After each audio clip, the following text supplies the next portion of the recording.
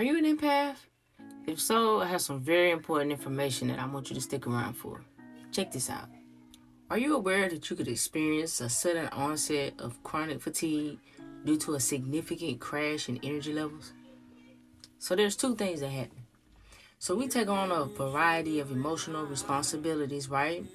And a lot of times we profusely leak our energy when we do not remain present, or consciously aware, grounded, or in balance. Now, this chronic fatigue, or empath exhaustion as it's sometimes called, could be the reason that you aren't able to have as high energy levels as you'd like to.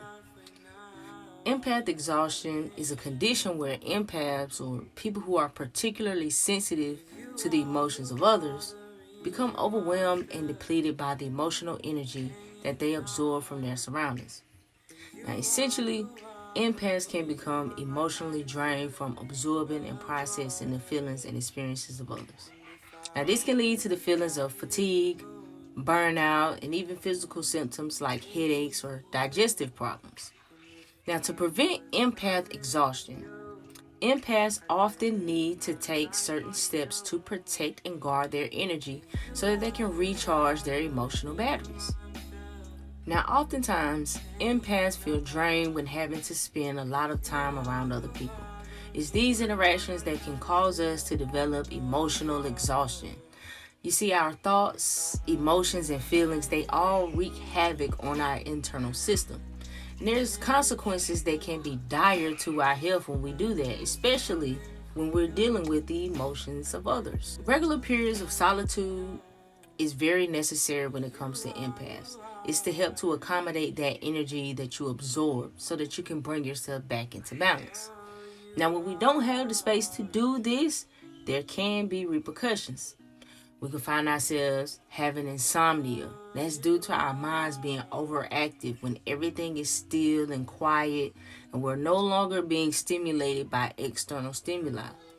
We may even find it hard to get a restful night's sleep because our minds just may be constantly still processing this information and trying to make sense of everything that has occurred that day and everything that still needs to be dealt with. Now, when our minds are hyperactive this way, it causes fatigue because mental energy may not be physical, but it's energy nonetheless. So it's still energy that is being exerted. This doesn't allow you the opportunity to rest and recharge.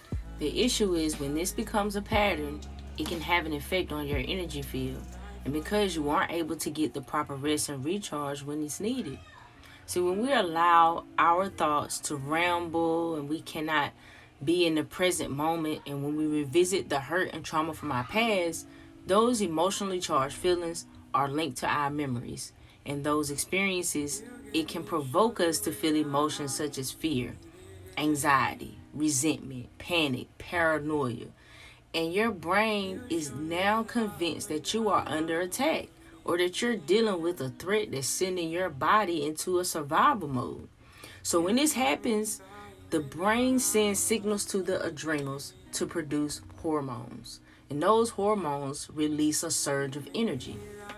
Now, when we continue this pattern and have prolonged anxiety or stress, we are placing an excessive demand on our adrenal glands.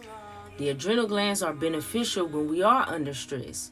It's the endocrine gland that releases hormones that help us to stay alert, focused. It increases our stamina so that we're able to deal with the pressure of situations.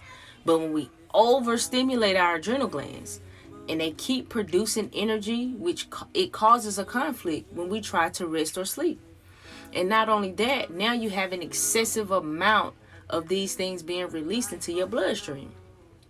You see, you can't rest and be in survival mode. So therefore, it's affecting your digestion because you can't digest your food properly either. So it burns out the adrenals and our energy quickly becomes drained. And that's how we find ourselves craving foods that's high in salt and high in sugar. It's because you're needing a quick energy boost. But this vicious cycle is harming your body, your kidneys, your adrenals. Not to mention, all of this has a direct connection to your root chakra, which further proves the connection of harboring fear in this energy center and how all of these things are all interconnected. Now, here are some simple ways that you can start to prevent empath exhaustion and to improve your root chakra center. So here's some ways you can recharge your emotional batteries. 1. The number 1 is time alone. Empaths need time to themselves to recharge their energy and to process your emotions. Number 2, nature. Spending time in nature can be very grounding and restorative for empaths. 3, meditation. Practicing mindfulness and meditation can help empaths calm their minds and to recharge their energy. 4, creativity. You want to engage in creative activities such as painting, writing, whatever can help an empath to process their emotions and express themselves. 5, self-care. Taking care of oneself through activities such as exercise, a healthy diet, getting enough sleep can help empaths maintain their emotional balance. Number 6, boundaries. Setting boundaries and saying no to things that drain your energy can help empaths conserve their emotional energy a lot. And a lot of us are missing boundaries.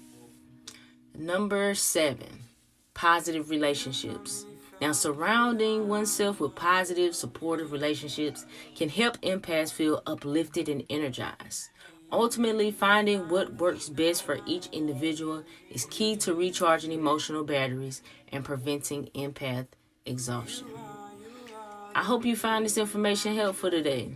If you got any additional comments that you want to add on to that, or anything that has helped you deal with empath exhaustion, feel free to drop that in the comments. Peace.